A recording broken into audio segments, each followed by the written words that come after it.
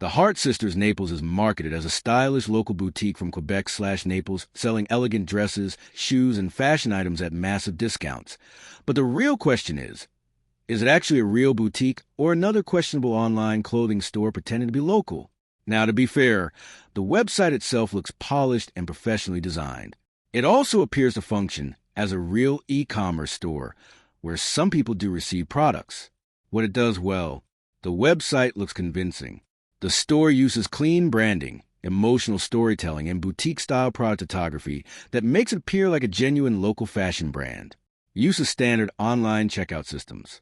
The site has SSL security and standard payment processing, which at least provides basic transaction protection, where it raises major concerns. Multiple BBB scam reports. This is the biggest red flag. The Better Business Bureau scam tracker contains several recent complaints from customers claiming the store falsely presented itself as a local Naples boutique while allegedly shipping low-quality products from overseas, or not delivering orders at all. Very new website. Scam detection tools show the domain was only created in April 2026, despite the brand presenting itself like an established boutique with years of reputation and 1754-plus reviews. Low trust scores.